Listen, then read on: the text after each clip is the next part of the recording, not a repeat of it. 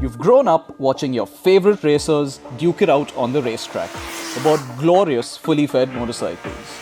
Razor-sharp machines sculpted to side through the air and carve up corners. You finally got your license and now you want to get in on the action too.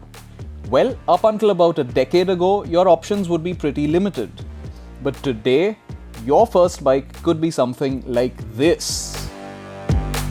Or even this.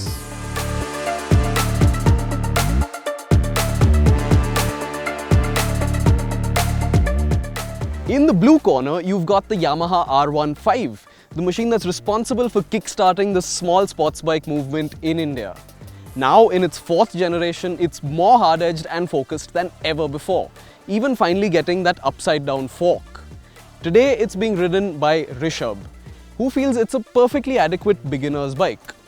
Which you'd expect because he grew up in a time when a 150cc motorcycle really was considered a performance bike. But times have moved on. Since then, KTM has stormed our market and given us its manic, energetic and very orange brand of performance. This is the all-new RC200. And the reason this isn't the 125 is because the 125 simply can't match the R15's levels of performance or equipment, even though it costs almost exactly the same. And with the R15 having become more serious than before, and the RC200 seemingly heavier and more laid back than before, this comparison is closer than it's ever been. So let's get started.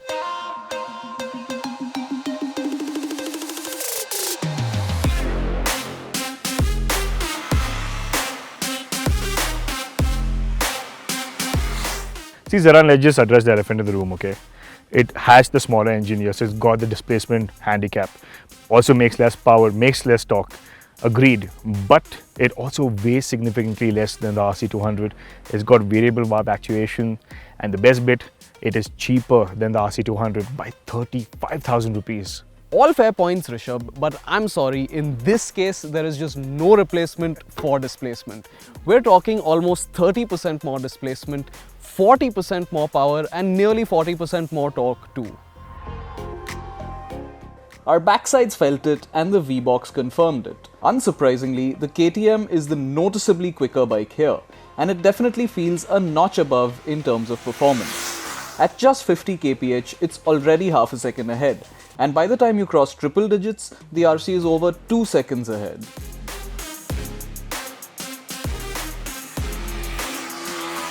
But the numbers don't paint the full picture.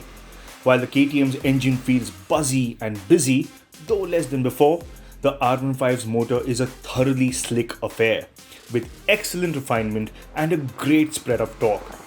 It's super tractable at the bottom and keeps driving all the way to the red line.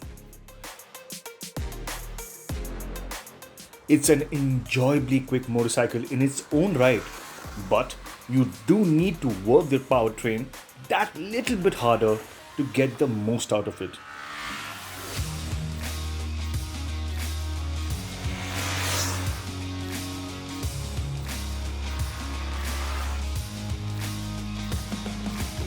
See, now let's consider this, that these motorcycles were designed to give you a small taste of the lives of our MotoGP heroes. In that regard, the R15 absolutely nails it because it is this small, like a miniaturized sports bike. You look at it, it's sleeker, it's tauter, you're in this racy, sporty position. It also gets a quick shifter, don't forget that. And all of that pays off in the twisties. The R15 is a super nimble and agile machine, changing direction at the drop of a hat and feeling almost like an extension of your body. The KTM feels nearly on par with the R15 in terms of capability through the corners, but doesn't quite immerse you in the experience the way the R15 does. It's not as communicative as the Yamaha, and you also feel its extra weight. It isn't quite as quick to react to your inputs.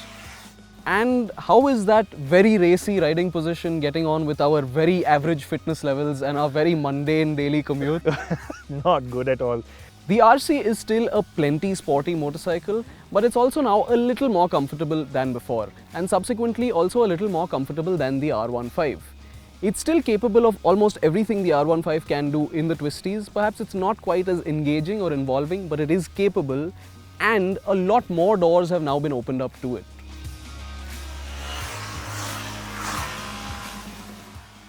The comfier ergonomics have made the new RC easier to live with in the city, which is where most of them will spend most of their time. It's also now a friendlier companion for long distance mile munching, and you're more likely to convince someone to sit pillion with you as well. And another very big area where KTM has taken a big step forward is ride quality. It's far more comfortable than its format would suggest, and the RC gobbles up bumps and even has a hint of plushness to its ride. The R15 has never been a harshly sprung bike, and even with this new USD fork, it continues to be reasonably comfortable and does a good job of rolling over smaller bumps. But at higher speeds and over larger imperfections, you do feel the limits of its suspension travel, with hits coming through to your backside.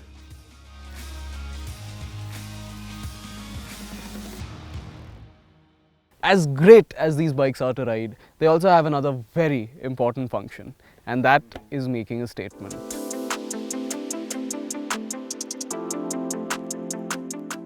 And I think both bikes do a pretty great job of that. They've both got these striking, unique designs.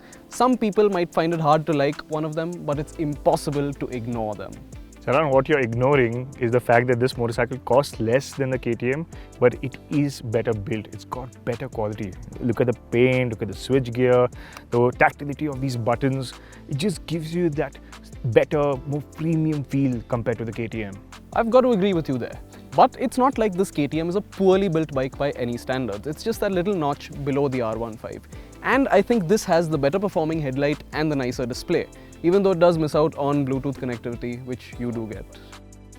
The Yamaha does get Bluetooth, but functionality is quite basic, with no navigation, music or call controls on offer. On most other counts, the bikes are quite evenly matched, both getting LED headlights and dual-channel ABS. But the Yamaha is the only one here to get a slipper clutch as standard and a quick shifter on the M variant and this blue color option that you see here. The R15 is still an excellent beginner's bike for anyone who enjoys the sportiness of motorcycling and the thrill of cornering.